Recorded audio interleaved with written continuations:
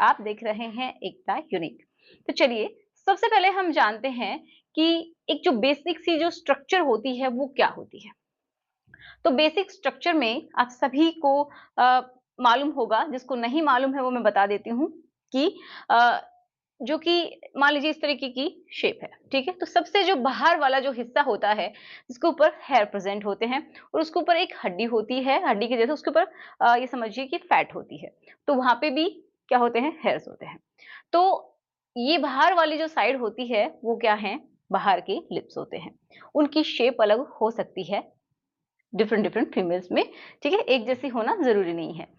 दूसरी, इसी के अंदर एक पार्ट होता है जिनको हम अंदर वाले लिप्स बोलते हैं। तो आप थोड़ा-सा इस तरीके से समझ लीजिए कि ये वाले जो मेरे पिक्चर्स मैं बना रही हूँ, ट्राई कर रही हूँ, तो ये कुछ क्या होते हैं, अंदर वाले लिप्स, ठीक है?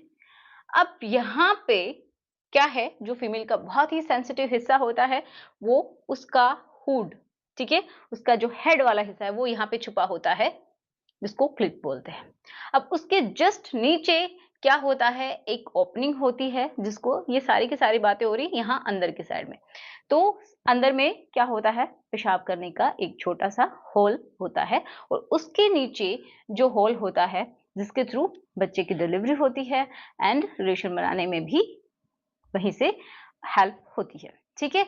तो ये होती है एक बेसिक सी स्ट्रक्चर। अगर ये सारी चीज़ें किसी भी फीमेल के अंदर हैं, तो वो नॉर्मल है, ओके? अब बात कर लेते हैं जहाँ पे डाउट आता है। तो देखिए कितने तरीके की होती हैं, तो 5 तरीके की मोटा-मोटा हम मान के चलते हैं।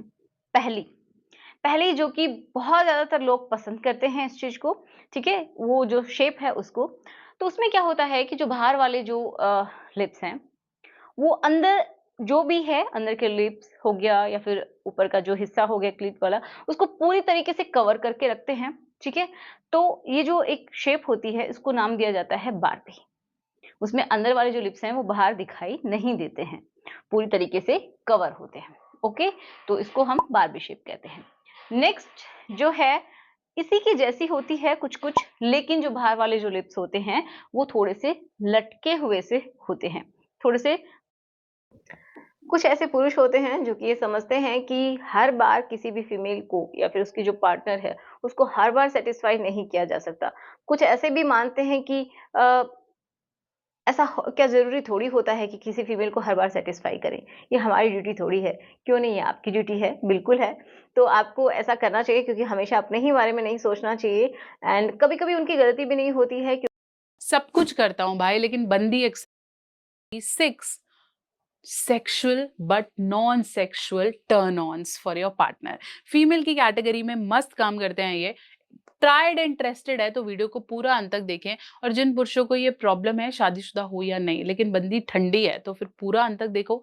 चैनल पे नए हैं, सब्सक्राइब कर दो भाई, क्योंकि बहुत मेहनत से जुगाड़े हैं ये पॉइंट्स, तो सब्सक्राइब करेंगे। और चलिए शुरू करते हैं। नॉन सेक्सुअल अप्रोच मतलब जिसमें आप सिर्फ सेक्स को पोर्ट्रे नहीं कर रहे हो। सबसे पहले मैं यहाँ बात करूंगी फ्लर्टी टेक्स्ट की। जब हम मेंटल प्रिपरेशन की बात करते हैं, हमें फिजिकल प्रिपरेशन पता है, हमें अच्छे कपड़े पहनने हैं, मुझे हाइजीन मेंटेन करना है, मुझे कॉन्डम खरीदना है, बट मेंटल प्रिपरेशन हम भूल जाते हैं। और मेंटल प्रिपरेशन में सबसे ऊपर आता है फ्लर्टी कम्युनिकेशन।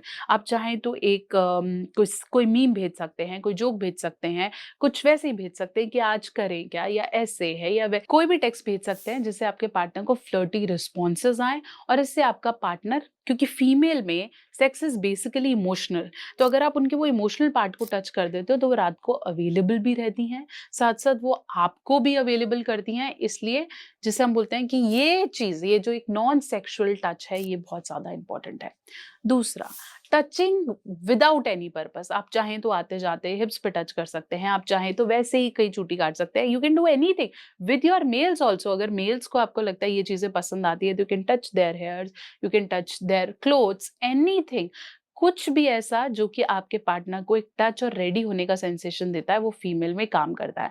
अगर आपने अभी तक ये किया भी नहीं है, तो भी रेगुलर टच काम करते हैं और टेक्स्ट डेफिनिटली आपके पार्टनर को रेडी करते हैं। Third, compliments. कॉम्प्लीमेंट्स तो फीमेल के लिए सबसे ज़्यादा ज़रूरी है। बोलते हैं, कैसी भी महिला हो, कितनी भी अमीर और कितनी भी गरीब, जितना आप उनको तारीफ करेंगे, किसी भी उम्र की, even the one who is above 40, किसी भी उम्र की, दैट विल हेल्प। तो क्या ऐसा है कि अगर आप जितना कॉम्प्लीमेंट करेंगे और जितना उनकी तारीफ करेंगे, वो आपके पार्टनर को आपके लिए ओपन और अवेलेबल करता है। तो ये तारीफ सिर्फ उनके काम से रिलेटेड नहीं, अगर आपको कहीं न कहीं थोड़ा सेंसेशनल जाना है, तो आप उनके बॉडी पार्ट्स की भी तारीफ कर सकते हैं, डिपेंड्स ऑन आप कितने कंफर्टेबल हैं। साथ-साथ डीप मीनिंगफुल कन्वर्सेशन, ऐसी बातें जिससे उसे लगे उसे कुछ मिल रहा है, कुछ अच्छी बातें हुई, वो इमोशनली उसको ऐसा फील हुआ कि हाँ, आपने उसकी बात सुनी, वो आपकी फीमेल को टर्न ऑन करती है। अगर आप सारा दिन अपने पार्टनर को सुन नहीं रहे और रात को उसे बोलते हो कि हम करेंगे, तो वो उसके लिए पॉसिबल नहीं है। आप देख रहे हैं हमारी सेक्स कमेंट्स आए कि मैम एक सेक्स पोजीशन के ऊपर भी आप एक वीडियो बनाइए। तो आइडियली हर किसी के साथ होता है कि अगर आप सेम वही मिशनरी पोजीशन को यूज़ कर रहे हैं, जो कि नॉर्मल ट्रेडिशनल पोजीशन है, तो आप थोड़ा सा बोर होने लगते हैं। अपनी सेक्स लाइफ को स्पाइस अप करने के लिए आज मैं आपको कुछ 3 से 4 पोजीशंस बताती हूँ, जिसमें कि साइंटिफिकली थोड़ा सा डीपर पेनिट्रेशन हो सकता है, जो कि आपके सर्विक्स को टच करने में हेल्प करता है। तो आपका वो वाला स्पॉट भी इंड्यूस होता है। और कुछ ऐसी पोजीशंस होती हैं जो कि फीमेल्स के बहुत ही इरोटिक जोन, जिसे हम जी स्पॉट कहते हैं या जी जोन कहते हैं, उसे डायरेक्टली हिट करते हैं। तो उससे जो है दोनों पार्टनर्स को काफ़ी अच्छा लगता है। तो अगर हम पहली पोजीशन की बात करें, जो कि मैं कहूँगी जो कि विनर है, ये पोजीशन का मतलब है कि आप बहुत अच्छा सेक्स कर रहे हैं, और वो है पोजीशन 69। इसे किसी भी इंट्रोडक्शन की ज़रूरत नहीं है। इसमें बेसिकली आप दोनों एक दूसरे के इंटीमेट एरिया को माउथ से टच कर रहे हैं, और ये फीमेल्स के लिए स्पेसिफिकली इम्पॉर्टेंट है, क्योंकि ओरल सेक्स से ही बेसिकली फीमेल्स का क्लाइटोरस स्टिमुलेट होता है और उनको ऑर्गेज्म आता है। तो ये position one of the best positions है, और मेल्स को भी इसमें बहुत प्लेजर मिलता है। तो अगर आप अपनी सेक्स लाइफ टच अप करना चाहते हैं या स्पाइस अप करना चाहते हैं, तो ये पोजीशन तो आप ज़रूर इंक्लूड करें। दूसरी पोजीशन जो कि काफ़ी अच्छी है, वो है डॉगी स्टाइल। साइंटिफिकली ये देखा गया है कि डॉगी स्टाइल में जो पेनिट्रेशन है वो काफ़ी अच्छा होता है, काफ़ी डीप होता है, जिसकी वजह से जो फीमेल का सर्विक्स है वो भी इंड्यूस होता है या स्टिमुलेट होता है, और वहाँ के जो नर्व्स एंडिंग्स हैं वो भी टच होती हैं। तो उसकी वजह से फीमेल्स को काफ़ी डीप पेनिट्रेशन और काफ़ी अच्छा प्लेजर मिलता है। अगर कोई कंसीव करना चाहता है तो भी हम उसको ये पोजीशन गाइड करते हैं, क्योंकि ऐसे में जो सीमेन डिपोजिशन है काफ़ी अंदर तक होता है। जो तीसरी पोजीशन है उसे हम जी विज पोजीशन कहते हैं, जिसमें आप नाम से ही समझ जाएंगे कि फीमेल का जी स्पॉट या जी जोन एरिया काफ़ी ज़्यादा स्टिमुलेट होता है।